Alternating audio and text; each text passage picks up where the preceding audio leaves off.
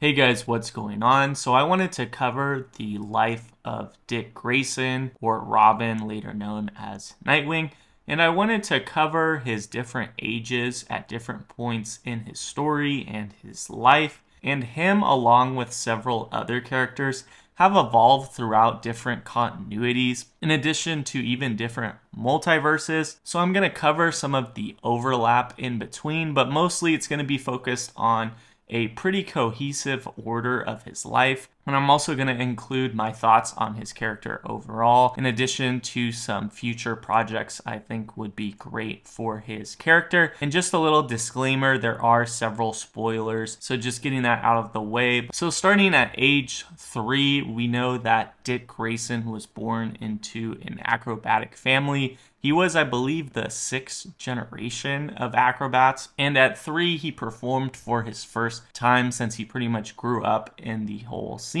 And then I'd say around more age 8 is when he officially joins the Flying Graysons, even though before that he was just kind of being a guest star on there and stuff like that. And then that's really where he continues to travel with the circus and continues to perform with his parents being part of the act. And then what really propels his story forward is when he was 12. That's when the Flying Graysons were performing in Gotham with Haley's Circus. And just due to a little bit of backstory, you had the mob wanting extortion money from the circus overall. They didn't end up paying it for whatever reason. So when he performed with his parents, they messed with the set. And that's really where we get that huge tragedy that mimics Bruce Wayne's and then later propels him into the life of fighting crime. So we know still at age 12, that's when Bruce takes him in following his parents' funeral. And then he immediately started working as a newsboy or a paper boy after being adopted by Bruce. And this was also to work and spy on criminals in a few different specific locations. But that's really where his first job was and where he started with Bruce Wayne or Batman. And then about 6 months to a year in training, Dick officially became the first Robin, and that's really what the character was created for. When you hear the Cape Crusader and the Boy Wonder, it's usually in reference to Dick Grayson, and his Robin costume was really designed to mimic the ones that he wore with his family in the circus. So I really think that's pretty fitting, along with the bird Robin. And even just outside of his story, you have the character Robin also being an inspiration from Robin Hood. And then a year later, when he turns 14, he of course starts high school, and this is really where he meets the original Teen Titans, but doesn't officially really get started with them until a little bit later. And then in age 15, when you think of the 1966 Batman with Adam West, you have Dick Grayson's version in there as well, being played by Burt Ward, which was probably one of the more original live action portrayals of Robin that we've gotten even up to today that you think of. So even though he was 15, I'd say he looked a little bit older, even though the actor was around 19 when the show first started. And then it went over the course of about 3 seasons. I wouldn't say that's necessarily 3 years, but it pretty much covers that mainstream period where Dick Grayson would have been Robin. And then just going back to the comics, we know at age 16, that's when he was called by Raven to join the new Teen Titans. So that's really where he gets that first official start with them. That's also where he meets Starfire. And even along with that, he goes on a little bit of a side quest and saves Superman with Batman and Wonder Woman. So really just in that prime Robin years. Age 17, we get another live action portrayal of him. This would be O'Connell in the Batman Forever movie. And again, looked a little bit older since Chris was about 24 years old at the time, but was playing a 17-year-old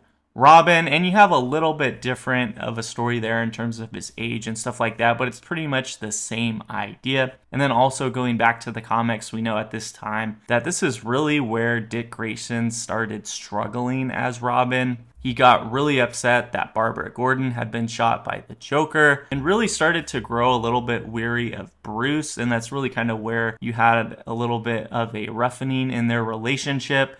And then he, soon after this, gets injured trying to save Bruce from Two-Face. And that's really what leads to their falling out. And that's where he spends some time elsewhere and really adopts that role of Nightwing and moving to Bloodhaven, a nearby city. And we get the name Nightwing. It was originally an alternate name used by Superman in the comics. So that's where Dick takes that name to really become independent. And I would say Nightwing is also just really fitting in the name itself to his character, because you have those really intense acrobatic skills that carried from his younger years in his childhood to fighting crime and jumping across rooftops. And then when he turned 18, he still would have somewhat of a relationship with Bruce Wayne. He went back and helped him track down the Joker after Jason Todd was killed. And then he continues as Nightwing in Bloodhaven and enrolls in college as a pre-law student, even though he eventually never ends up getting his law degree. Ends up becoming a bartender, which I think is really interesting, but I think it's really just for the motivation of being in a bar setting that's really close to the police headquarters. So that's really kind of where he gets a lot of his inside knowledge on what's going on in the streets, just overhearing different conversations. Then when you turn 21, that's where he starts working with the Oracle version of Barbara Gordon following getting shot by the Joker. And this is also where he helps train Tim Drake as the third Robin, so he helps him along in that journey. And then a year later, turns 22. This is also where Dick temporarily takes over the role of Batman. This is when he had his back broken from Bane, and then Bruce went first to Jean Paul Valley, or Azrael, as his replacement, which I think is a little bit of a curveball, but it makes sense with his explanation that he was really hesitant to go to Dick first. He wanted him to be his own independent person, but realized it was ultimately for the best because Azrael really became unstable and really didn't follow the rules. So he takes over there for a little bit, but then once Bruce Wayne is healthy again, he returns to Bloodhaven, reprising his role as Nightwing. Then when he turns 23, this is also the approximate age of his character in Arkham Knight. And then a year later turns 24, and this is where he attends the Bloodhaven Police Academy. He almost goes undercover a little bit here and does end up becoming a police officer, and this is really to do his own investigations from within, but he doesn't really end up being a cop for very long. And then a year later turns 25. This is where he takes Cassandra Cain in as his partner in Bloodhaven, and she eventually becomes another version of Batgirl. And I think this is really a little bit of a full circle moment because you have her father, David Cain, who really played a pivotal role in training Batman. And then her mother, Lady Shiva, also trained Bruce Wayne. And then at 26, we know we have another instance. This time it was with Bruce Wayne missing, so in his absence he really takes the lead for the Bat family, becomes Batman again for a little bit just to keep things cool in Gotham. This is also around the time where Alfred passes, so he's a big part of his fortune, so he's left with a lot of money that he really puts into the city, whether that's through charities and different volunteer organizations or even his own operations. And then besides this, also just throughout the course of his life, following his parents' death when he was younger, he also had a lot of money that was inherited to him through their will, which Lucius Fox ends up helping him invest. That really covers him throughout his entire lifetime. And then at age 27, this is his approximate age, I would say, in the Gotham Knights storyline. And I'd say just a little bit more